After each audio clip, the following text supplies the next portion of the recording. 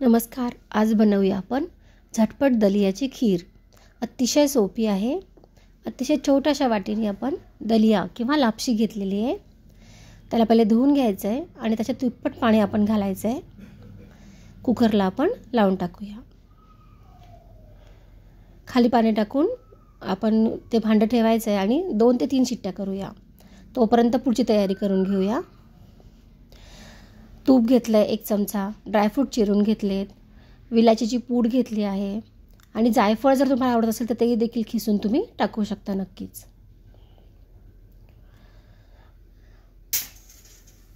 चला, याला छान आता 2 ते 3 शिट्ट्या येऊ द्यायच्या आहेत, म्हणजे तोपर्यंत दलिया शिजेल.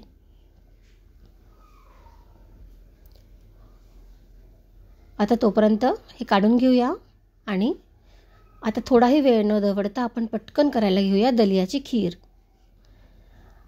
आपण गूळ घालून करणार आहोत ही खीर आणि ही बिलकुल खराब होणार नाही आहे किंवा अशी जी गूळ टाकल्यानंतर जी वेगळी वेगळी होते ना तसं होणार नाही आहे. त्यासाठी आपण बघत राहायचे आहे ही दलियाची खीर आपण कशी बनवतो ते. 1 चमचा तूप गरम केलं, त्यात हा दलिया जो आहे तो पाण्यासकट शिजल्यानंतर जर पाणी उरलं असेल तर ते टाकून नाही द्यायचं, त्याच्यातच घालायचं आहे. पहिले छान याला आपण परतून घेऊया तुपामध्ये. पाणी पूर्ण संपल्यानंतर आता आपण सगळ्यात पहिले तूप घातल्यानंतर दलिया घातल्यानंतर सगळ्यात पहिले घालणार आहोत आपण 2 ते 2.5 कप आपण साय असलेलं दूध. एक फुलपात्र भरून घेतलं आहे मी मोठा. बघा, अगदी छोट्याशा वाटीने मापाने आपण दलिया घेतला होता.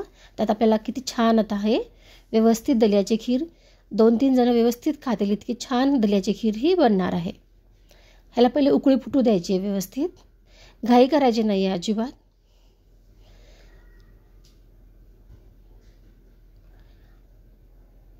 जेव्हा या दुधाला उकळी फुटेल त्याच्यानंतरच आपण त्याच्यामध्ये आपल्या आवडतो त्यानुसार गूळ घालायचा आहे. मी मोठी वाटी जी असते आपण नॉर्मल वरण करतो वरण घेतो ती वाटीने आपण गूळ घेतला आहे मी. जर आपल्याला जास्त गोड खायची सवय असेल तर आपण जास्तही गूळ घालू शकतो. पण जेव्हा आपण गूळ घालतो त्याच्यानंतर आपल्याला ह्याला सतत ढवळत राहायचं आहे. खाली बसू नाही द्यायचं आहे ह्याला, नाहीतर मग ती खाली लागू शकते खीर. आता आपण ह्याच्यामध्ये ड्रायफ्रूट्स घातले आहेत. विलायचीची पूड घातली 1 छोटा चमचा भरून आणि याला ढवळत राहायचं आहे.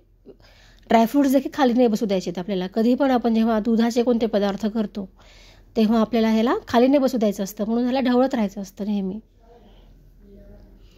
बघा, आता फुटले नाही आहे दूध अजिबातच आणि अशी सुंदर अशी ही दलियाची खीर तयार होत आलेली आहे.